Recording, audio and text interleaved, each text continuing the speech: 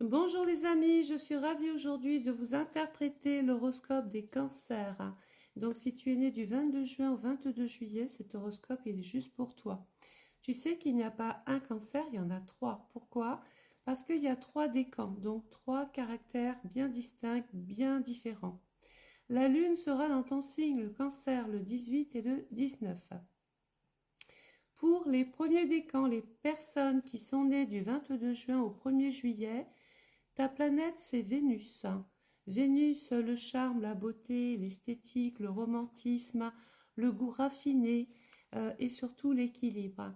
Pendant cette période, Vénus sera dans le secteur de ta vie privée, mais aussi de l'emploi, de la carrière, de la profession, de tes aspirations.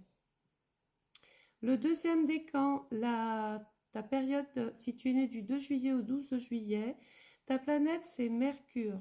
La réflexion, l'intelligence, la pensée, le mouvement par la pensée. C'est aussi un très très bon communicant. Mercure, pendant ce secteur-là, est dans le secteur 11. C'est le moment de tisser des liens, de se rapprocher de ses amis, de prendre contact peut-être avec des personnes qui travaillent dans des groupes, dans des équipes. Ce cancer-là peut tout à fait se spécialiser, peaufiner ses connaissances. N'hésite pas à demander de l'aide, du soutien, des appuis, la contribution des uns et des autres. Le troisième décan, les personnes qui sont nées du 13 juillet au 22 juillet. Ta planète, je l'appelle le planète, mais c'est un instinct luminaire, c'est la lune. Les émotions, la sensibilité, l'hypersensibilité, l'intérêt important pour celui-ci de trouver un équilibre dans sa famille. Il y a un petit côté féminin-masculin chez ce cancer-là, et chez les hommes, ils comprennent parfaitement les femmes. La lune, pendant cette période, est dans la maison 2. La maison 2, c'est les moyens professionnels, c'est l'argent par le travail, c'est ce qui te nourrit. Et donc, il va falloir quand même peut-être passer du temps sur des questions qui sont liées aux finances, à ta façon de travailler, à de t'investir, la productivité.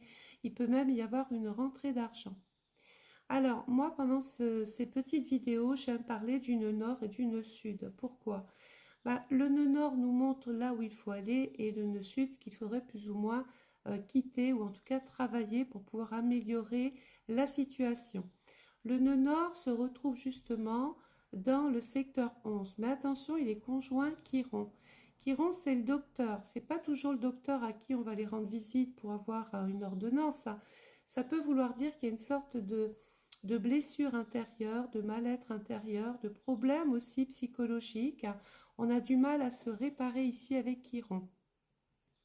Surtout conjoint Mercure, Mercure la pensée, quelque chose nous abîme, la pensée est abîmée. Je pense qu'il serait souhaitable d'aller justement rejoindre ces groupes, ses amis, consulter, voir un spécialiste, voir un psychologue, voir un médecin, aller évacuer ce qui ne va pas.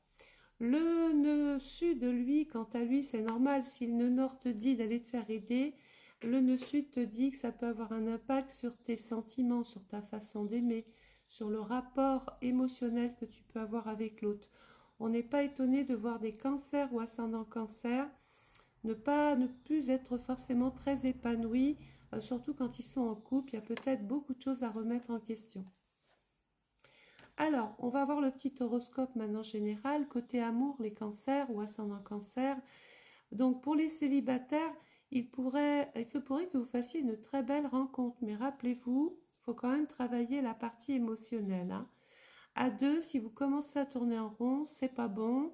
Il ne faut pas oublier que de temps en temps, c'est pas parce qu'on est en couple qu'on doit tout faire en couple, hein. Donc, prenez le large, faites des activités en solo, les uns et les autres. C'est d'ailleurs très conseillé pour le bonheur conjugal. Côté argent, alors par votre intégrité et votre sens de l'organisation, vos comptes peuvent se porter beaucoup mieux pendant cette période-là.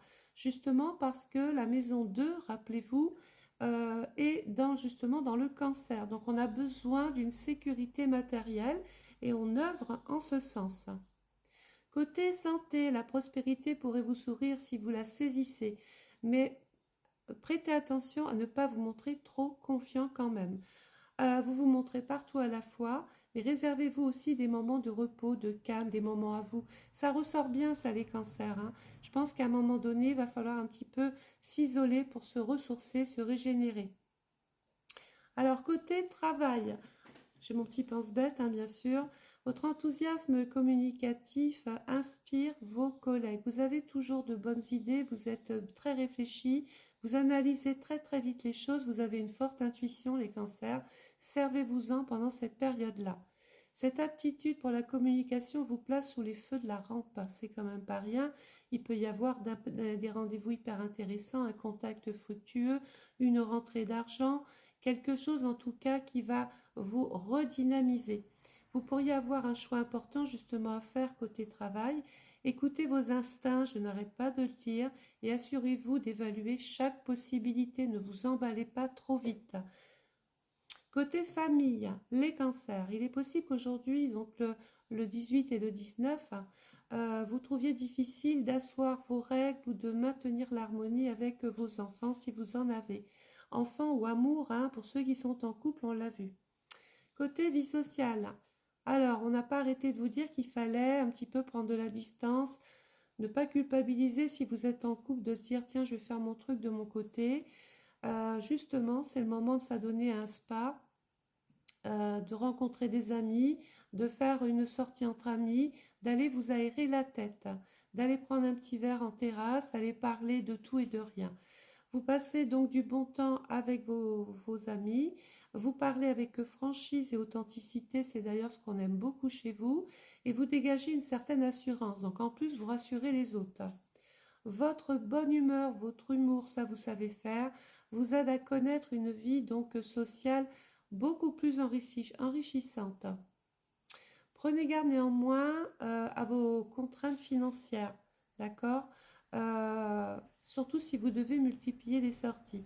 Le cancer, si vous touchez, si vous percevez de l'argent, s'il y a quelque chose de mieux qui arrive, ne vous enflammez pas, pensez à vous mettre en mode écureuil, à commencer à faire des petites économies, vous ne vous en porterez que mieux. Alors, j'ai votre carte astrologique sous les yeux. Vous allez avoir un ascendant Gémeaux, donc c'est le moment de communiquer, de dialoguer, de prendre des contacts, des rendez-vous, des déplacements, hein, beaucoup aussi les cancers. Il peut y avoir des discussions avec la fratrie, avec les collègues de travail, on peut participer à une réunion. Il peut en sortir d'ailleurs quelque chose d'assez intéressant pour vous. Vous allez avoir une maison 4 en vierge, on est soucieux peut-être par son passé ou l'état de santé d'un proche, d'un parent, ou c'est peut-être vous qui êtes un petit peu recroquevillé dans votre coquille. Donc oui, on vous a dit isolez-vous, mais quand même pas trop parce que quand on s'isole beaucoup trop, il peut y avoir aussi après une espèce de souffrance psychologique. Donc pensez à prendre contact, coup de fil à un ami, hein. Vous allez avoir une maison 7 en Sagittaire. Vous attendez des autres qui vous ouvrent des perspectives d'avenir. Vous attendez des autres maintenant de la joie, du bonheur. Vous avez envie d'être emmené, d'être emporté. Et il peut y avoir même des cancers qui rencontrent, pourquoi pas, une femme ou un homme Sagittaire. Ça peut vous propulser vers l'avant. Il peut même y avoir un voyage à deux ou organiser un voyage avec un groupe, avec des collègues, avec des amis. Vous allez avoir une maison 10 dans le Verseau. On ne va pas manquer des opportunités, justement. On peut être invité. Il peut y avoir des propositions hyper intéressantes. Le Verseau, c'est l'ouverture, surtout qu'il y a Pluton qui est là, une grande remise en question par rapport à l'emploi, par rapport à votre façon de travailler ou des questions qui sont liées à l'emploi. Tout est remis à plat et on repart avec justement de nouvelles idées. Alors, sachez aussi que je suis cartomancienne, astrologue, oui, cartomancienne.